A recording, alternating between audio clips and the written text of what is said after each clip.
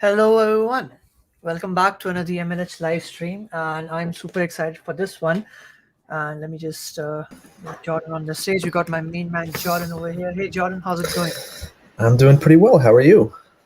I am doing great. Before we get started with like the session and talk and have some really nice conversations, would you like to tell the viewers a little bit more about yourself? Yeah, absolutely. My name's Jordan. I'm an MLH pod leader with the Production Engineering Fellowship. Previously, I was a fellow last fall in the Open Source Fellowship, which was like literally the best experience ever. Highly recommend you apply for it. I just graduated with a degree in finance, and I'm currently in Cleveland, Ohio. Nice. Thanks a lot for joining today, and that's what we're gonna be talking about today, right? So we're gonna be talking about like your journey as a pod leader and how you started with computer science and like coding and all these things in general. So yeah, let's get started. Before we get into the opportunities part, can you tell us a little bit more about what was your first encounter with tech like? So when did you first, Yeah, get so your hands on to the ecosystem? definitely. My first encounter with tech was when I started like an investment club in college because I was a finance major, and I was doing a ton of Excel work every day, like literally hours, and it just got to the point where I couldn't do it anymore, and I had to find another way, and I found Python, which was a really just kind of incredible thing because suddenly what took 3 hours to do with Excel took seconds to do after a couple hours of writing some script to like collate some data and to like sum some stuff up and to put it into a nice CSV file. That was really my first experience with tech.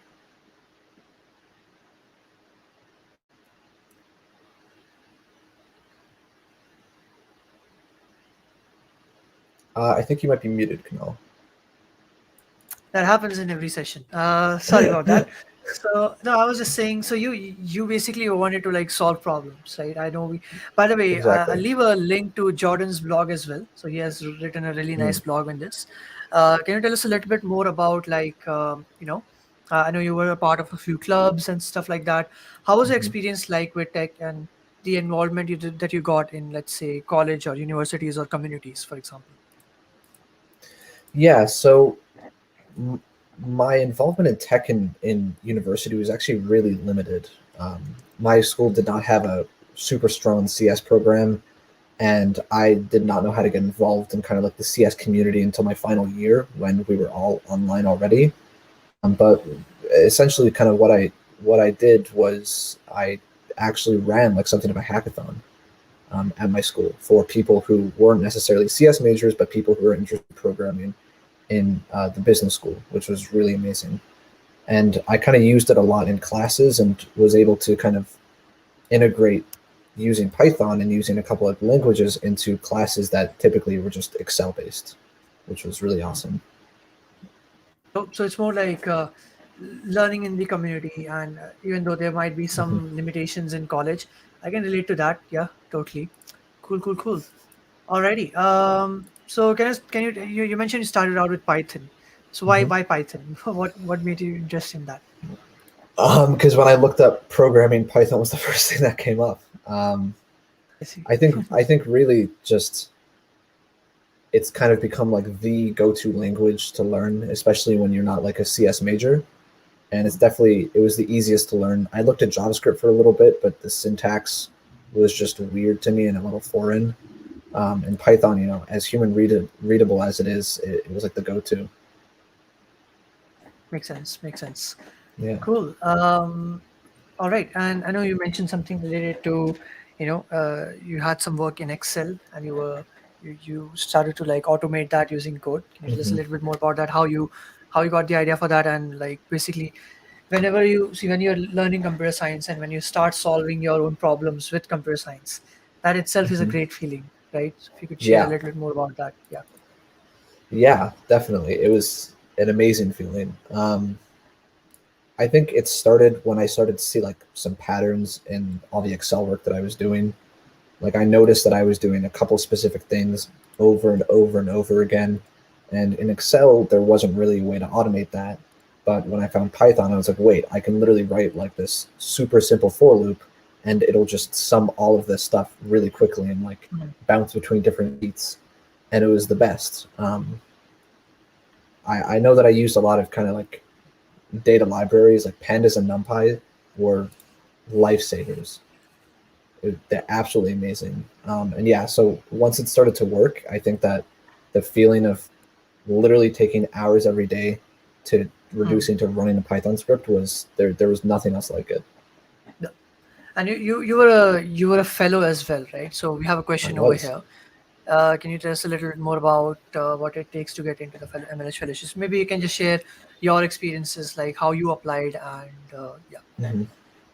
Yeah.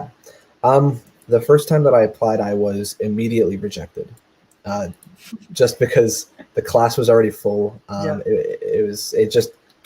It's very competitive. It fills up really quickly. So, but they were really nice. I mean, something that really encouraged me was like, we want to see you apply in a couple months for the next batch, which was like awesome. That stuck with me up until I got the email from MLH to say, hey, you should apply again. And once, what I think it really takes to get in is showing effort and showing a level of passion for tech and for kind of what MLH is all about, which Hmm. is which is supporting your community. I think with hacking, with computer science, Hmm. and I think one of the reasons that I really got in was because learning computer science outside of my major really showed a passion for technology and for actually pursuing this outside of just being required to. Hmm. Yeah. Yeah, I agree with that, and I agree with the point that you mentioned related to it being very competitive. That is Mhm. true. Thousands and thousands of people apply. We have to select like handful of like 100 people. But even if you get rejected, the good there are two good things about it. You will get the reason for why you were rejected, so you can work on your application later on. And MLS fellowship, it's not like once a year. It runs multiple times a year, like 3 times a year, fall, Mhm. spring, and summer. So it's not like you will have to wait for a really long time in order to apply again. Cool. Can you tell us a little bit more about how the your journey has helped in you helping others as well? Because I think I read that as well in your blog. So if you could Yeah, share an experience related to that, yeah. yeah. It was kind of actually like figuring out how to help other people with their problems was how I started to use coding outside of finance, outside of like my very specific use case for it. So I got asked by my girlfriend to help her with a web scraping project. Um, and I looked it up, and it turns out Python's really good for web scraping, but I had no idea how to do it. So that was also kind of an amazing experience for me because it allowed me kind of push my limits and to feel what I think every programmer feels at one point or another, which is the the kind of euphoria of understanding how to do something new. Like I learned how to do web scraping and I ran my program and it worked, and it was the best feeling in the world. Like I nothing compares to it. Um, yeah. Cool. Yep. Awesome. We have a question. We have a question in the screen. On the Hmm. screen, let's say similar fellowship only about hackathons. I think they're specifically asking about the fellowship part. Yeah. So we do have. Like, Jordan, would you like to answer that? Sure. It's definitely not all about hackathons. There are certainly hackathons in a couple of the fellowship types Hmm. where you'll have them once or twice during the fellowship, but the vast majority of the fellowship is really about learning and about experiencing new things with your other fellows, and not just about kind of this time to create this product or this idea. And it's really just more about interacting and learning and contributing. Hmm. Cool. And you're talking about your experience with the fellowship. Which track were you a part of? If you can confirm. The open source track. Nice. So we're getting questions Yeah. related to that as well. So, for example, someone is asking if in open source in general, contributing, everything seems so overwhelming at first. So how would you approach this particular problem? Like I know, like looking at a really big project, sometimes it can feel like Hmm. initially that okay, this is like very complex. How am I going to contribute? How did you approach that? Yeah, it's really intimidating to pull up like an open source project you want to contribute to. and its issues are like, I'm going to implement this time series classification algorithm, and you need to have a PhD to do it, and all of these different things. It can be really tough to get started. But what I would really recommend is going to these big projects that you might be interested in, and a lot of them have a tag which is good first issue, which literally is just simple issues that you can jump in and fix. Hmm. Also, ask questions, right? Post on the issue. Contributors and maintainers really love when the community helps them. And if you say, I'm new, I'm interested in helping, they will help you learn how to do it. Yeah, that is true. And I would recommend don't don't limit yourself to the knowledge that you currently have, because Mm-hmm. in open source you might find yourself in places where so many things are being used that you might not even have heard of previously. And Mm-hmm. having an open mind is very important. So like Jordan mentioned, learning and exploring and learning while contributing, basically. Cool. All right, let's just see if you have any other questions. We can move on. Yeah, beginners can definitely apply, but if you haven't had much of a development experience, for example, we have the pre-fellowship track for that, so you can try that out. Cool. All right. So let's talk more about after Python, right? So what happened after that? Yeah. After Python, I got into a few different languages because I like wanted to explore more of the CS side and not so much like the application side. So I tried some low level stuff, some C, some JavaScript, which I immediately turned away from. And I settled on this language called OCaml, which is kind of esoteric. It's like it's functional. It's purely functional. It's not super well known and only used by a few different companies. But I think it's like the best language of all time, and I will fight about this to the ends of the earth. I really think it's the best language of all time.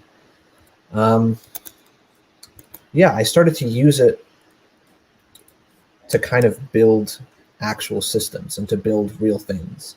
Because previously I'd done a lot of scripting, and this was the first time I'd used a real compiled language in any significant way. So I started to actually build like cool applications and like CLI tools and all of these Hmm. really different awesome things. Yeah, most definitely. And so speaking more about that, like Mm-hmm. you mentioned in like college you're studying like just like finance stuff, right? Mm-hmm. Um, so did you get into CS related to some like did you take any computer science class, or No, was it just no? Okay, so in your degree also you just have a finance degree, is that it? yep, I just have a finance degree. I don't have a minor or anything. That's pretty cool. That's what I love about computer science. Like it does not really matter Yeah. if you have the skills, and if you're able to showcase it via projects or your initiatives and stuff. Awesome, cool. I believe you mentioned OCaml, right? OCaml, yeah, it's Yeah, OCaml. OCAML. Yeah, cool. Awesome. Many people are asking what is MLH. Major League Hacking is a global organization focused on empowering people. Conduct like hackathons. We have the fellowship. Every year, we empower around 135,000 people around the world. So many events. You can check out mlh.io and check out all the amazing things that the community is doing. All right, now let's talk about COVID-19 and the fellowship came. Oh, So yes. how was Uh, how did that happen? Like with the when did because that's how the fellowship was born, right? Because people were losing their internships, and everyone, like I was a part of the very first fellowship as well. So how was that, like how was that experience for you, and how did fellowship help you, during that period of time? yeah, so I'm in the exact same boat. I lost a couple of internships because of COVID-19 because I just couldn't be in location. I couldn't travel. No one could. And it was brutal, right? It was really, really brutal thinking that, like, this thing that I worked so hard for just disappeared for something out of my control. And I spent a lot of time searching for something else when I, got home and was trapped inside my home for months on end. And the MLH fellowship showed up. And like I said, the first time I applied, immediately rejected. Um, but just because it filled up, it's just something that happens. And I think over that summer, I really spent a lot of time learning how to code Hmm. and learning a lot of like CS topics, and that weren't just related to finance. Like I did basically like a bunch of sprints over the summer to learn all these Oh, different things. And the fellowship really, really helped me in my fall semester of my senior year, because it was that was when I did the open source fellowship. I went through the interview process. I was lucky enough to be selected for it, and it was really the first kind of professional experience that I had in computer science and in an environment that was like related to programming. And it really helped kind of in a way legitimize me in the face of recruiters, in the face of companies who could now say like, oh, they have experience in some sort of like programming, not just finance. I think that's a very important point because most people they feel like I get this question a lot like, hey, I'm not able to like contribute, I'm not able to get like roles and stuff even though I have like little experience. So like you Mm-hmm, mentioned, you were rejected for the very first time, but then the mm-hmm, point you mentioned related to working on your skills, working on projects, and doing things outside of college. I think nothing, if you don't put in the efforts like that, then most definitely your chances will get reduced. But if you are mm-hmm, putting some efforts like that, because these things are not going to happen overnight, I think mm-hmm. everyone can agree on that. If you are not aware of a particular tech, if you don't have a good background of development or whatever, so one of the best ways to do it is like pick up a course, start learning, build Yeah. projects, learning, go to hackathons, for example. So I think one thing we all can take away from definitely this session is things take time. It might not work out in the very first session, but what you do after that, if you work on yourself, work on your skills, and then apply again, it's going to come back with like double the uh, results. So I don't know Yeah. what the phrase I'm looking for here, but anyway, would you like to add on to that? Yeah, I definitely. I mean, I, I want to mirror what you said, which is, the absolute best way you can like increase your chances and you can really um, prove yourself and stand out from everybody else is just by putting in the time and really, really not even grinding, just learning. For me, it was very rarely a grind, right? Like I genuinely enjoyed learning about the topics, but I think it really came down to I just had to put in a lot of time to learn all the different things, um, and it paid off. Yeah, yeah. There are a few questions like, is it true that only like C++ proficient people are not? No, that's not it, because we believe that if you know one programming language, then you can code in any language. So language is not a barrier when applying to the fellowship. You can apply with any language you like. All we require is like you should know how to code basically. And with Yeah, pre-fellowship and other fellowships as well, like there are a mix of people like beginners and who want to get more projects and hands-on experiences. yeah, definitely. I mean, I submitted an OCaml coding sample, and Yeah. to this day, I'm still called the guy who submitted an OCaml sample by the fellowship manager. Yeah, that's true. I submitted a Java code base, and then I was working with the TypeScript and stuff. So Hmm. Yeah, for sure. language as such is not it's not a hard requirement. Cool. How MLS helps in getting internships. So basically, the fellowship definitely is a great addition on your resume. You get the skills, you get to network with a lot of people, which we'll talk more about later. Maybe Jordan, you can add on to it. You've been like involved in a fellowship for some time now. How has the network experience been for you? So because even for fellows, they attend a session now in this fellowship. Like we are having a session literally every day. A guest speaker Yeah. is coming literally every day since week one. So how has your experience been in terms of the networking part in your career? In terms of the networking, I think I'll speak to the current fellowship that we're running, the production engineering fellowship. It's amazing, right? So we're actively working with Facebook, who has graciously lent us their production engineers to talk with our fellows, and each pod has two Hmm. mentors, and the mentors from my pod, are absolutely amazing and host Q&A sessions twice a week, and they're able to talk about their careers. They're able to talk about their experiences, interview processes, and kind of like how to grade your chances of getting in, not just to Facebook, but getting interviews at other companies as well. The networking is, I would say, really actually a fantastic part. And I kind of want to mirror what you said as well, which is that MLH is actually a really great addition to your resume. Whenever I have interviews for Yeah. jobs or in the past internships, that's like the first thing that comes up. So Yeah, that's something we heavily focus on is projects. So you can definitely yeah, have something to talk about with your recruiter or yeah, cool. Um, all right. The next thing is that yeah. So the next thing is, can you maybe share a little bit more about your interview experiences? Let's say both the interview experiences, the first one and the second one. for the MLH fellowship, or Yeah, yeah, for the fellowship. Yeah.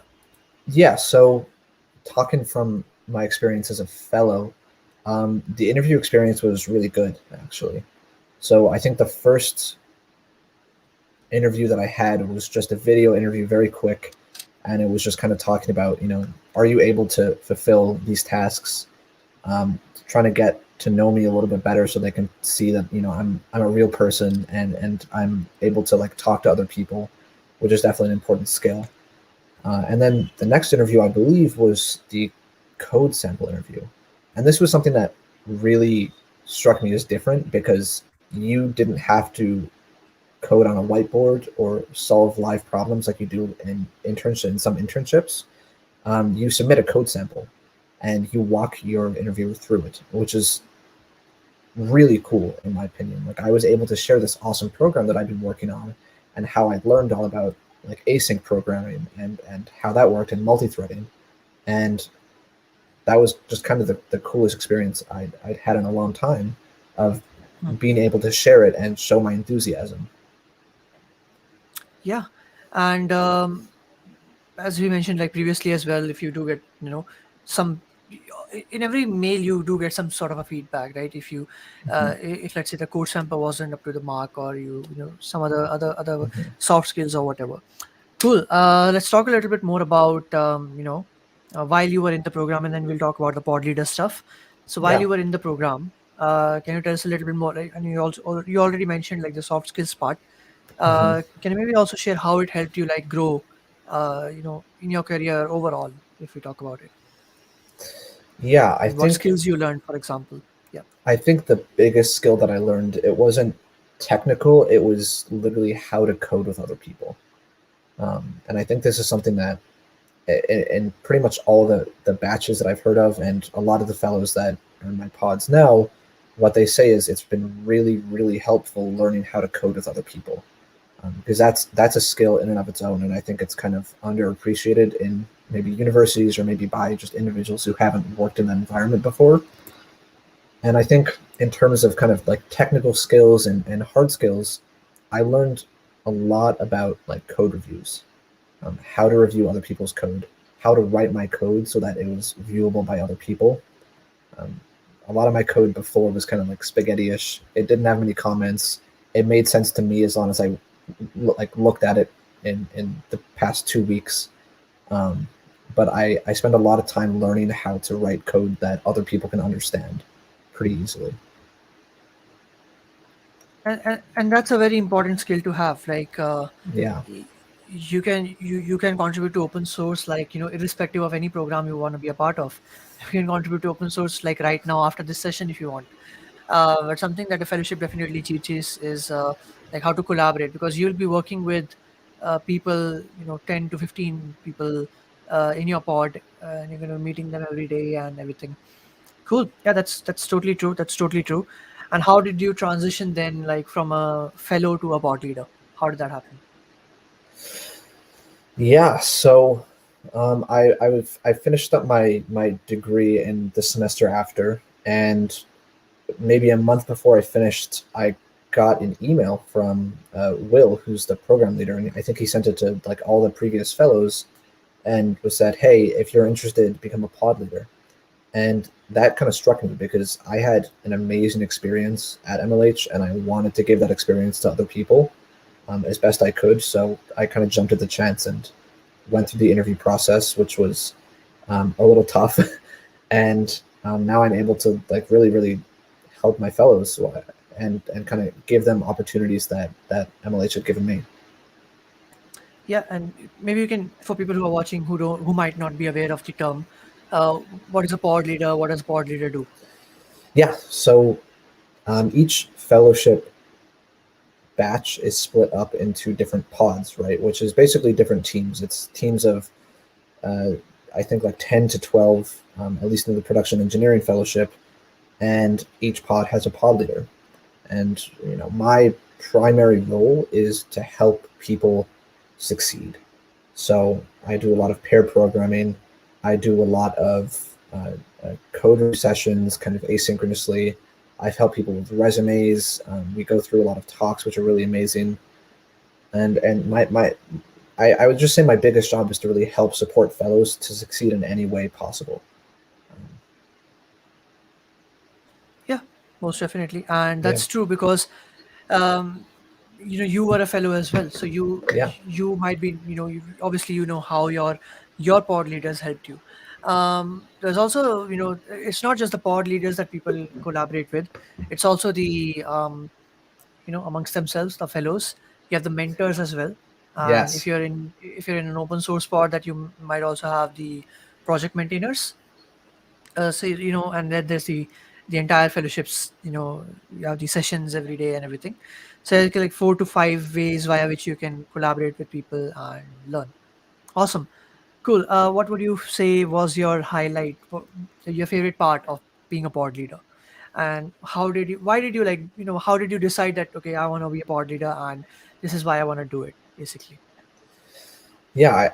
My favorite part of being a pod leader so far has just been my fellows. I mean, they're really great. They put in the work. They're really driven, and I really enjoy just helping them every day and spending some time with them every day. It's been a really kind of amazing experience. And what was the second part that you wanted me to answer? What was the motivation behind becoming a pod leader? Yeah, I really wanted to give people the experience that I got as a fellow. Yeah, ditto. All right. Cool. We have a few questions here. Yeah, Let's see. A lot of people are getting a lot of questions, asking questions related to the technical interview that you mentioned. So, even though we know that sure. it's not like your traditional technical, like, whiteboarding interview, can you maybe share about what the process was like for that? Yeah, so you will essentially share a project with that you've created, typically on GitHub, and you'll send us the link. And what your interviewer will do is basically find a section that they might be interested in, and they'll ask you to walk them through it. Right. So, say you have like a Python class on web scraping. They'll ask you, hey, like, what does this function do? Why do you iterate through this code? Like, do you need two loops here? It's not a chance to pick at your code or tell you why it's wrong. It's a chance for you to share why you wrote it, what was the motivation behind it, and maybe how you would improve on it in the future. Yeah, yeah, that's true. That is true. Cool. Getting a few more questions. So one question is the fellowship beneficial for someone who is working in the field of AI ML? Yeah, there have been like AI ML open source projects, uh, even Facebook research projects. So that's pretty cool stuff. Yeah, Yep. Jordan, since you have had experience with like open source and the open source track, there's a mhm. question for you on the screen. How do you find like beginner friendly open source? I would not recommend you to find beginner friendly projects because even Yeah, bigger open source projects have beginner friendly issues, and it's yeah. not just about coding; it's also about the community. So maybe you can share a bit more about that. I could not have said that better myself. I completely agree. You really don't want to find beginner friendly open source projects. You really want to find these big projects that have these amazing communities that will really like go out of their way to help you. And you can find easier issues to start out with. Like, a lot of these projects literally need documentation changes, and you can help change the documentation, which has a much bigger effect than you might think. And you can build from there, and you can interact with the community from there. And I guarantee you, they will help you learn and build and grow. Yeah, that is true. That is Yeah, true. So many people ask like, hey, beginner friendly projects or whatever. So I recommend that. Yeah, yeah, just see what you like and learn on the go. All right. yeah, Um, cool. I think we're getting all the like repeated questions right now, but if you all have any questions, feel free to put it in the chat. One thing I have for you is what's next for Jordan? So the fellowship is coming to an end now, with like 3 more weeks left. So, Hmm. what's like your future plans? That's a great question. I'm not really sure right now. I think I really want to do something in kind of the intersection between finance and programming, because I Mm. spent a lot of time doing this computer science stuff, and as a pod leader over the past few months. But I really do still love finance, and I love finding ways to apply technology and to apply programming Oh, within it. So definitely something in that field. yeah. Uh, Yeah. that's very interesting. Like finance and computer science. It's Hmm. pretty cool. Yeah. All right. Okay. We're getting some questions. Can graduates apply? Yes, you can apply. Um, Yeah. I want to add on a little bit to that. hmm? You don't you don't just have to be recently graduated. You can be at any point in your career, right? So I think, in my pods personally, we have everyone from people who aren't yet in college, although only one or two, to people who are pretty set in their careers, or are prior military service, or have graduated quite a while ago and are now trying to make the shift into software engineering. Hmm. So there's a wide range. Yeah. Even in my pod, like previously, you know, there were many people like who were not students and who are working professionals. One good Mhm. question: do you ever think of going back to school to learn more about computer science? Um, yes and no. So when I think about doing a master's, I think I want to do it in something like applied mathematics. So there's definitely a CS portion of that, and there's definitely like a lot of programming involved in that. But I don't know necessarily if I'd go back for a master's in computer science. Yeah, that's fine. Again, like computer science, you can do it from anywhere, even without a CS degree. And Exactly. but the other things that you mentioned regarding accounts and mathematics and stuff, that's pretty cool. Yeah. Alrighty. Well, I believe that was it, and we answered all the questions as well. Really fun talking to you, Brilliant. Jordan. Thanks a lot for joining, and yeah, for everyone else as well. Thanks a lot for joining, and make sure you follow the MLH channel, and check out the link that I've just shared over here, MLH fellowship.mlh.io. You can apply for the fall batch right now. Hopefully, the tips that we gave were helpful to you all, and you got motivated by Jordan's journey, and just to sum up, work hard and keep applying, keep improving yourself. But Jordan, do you have any closing remarks? Yeah, I would just mirror that and say, definitely apply. It's an amazing experience, and really, really work hard. Computer science is an amazing field, and I think personally it really rewards effort that you put in. The more effort you put Oh, in, I think the more you're going to get out. So just, yeah, yeah, yeah, most yeah, definitely. Cool. And learn in public, learn in communities. A very great way yes, to learn. contribute to open source. Yep.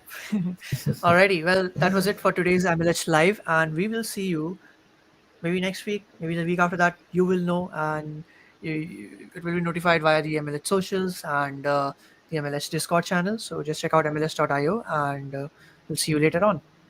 Bye. Great, thank you.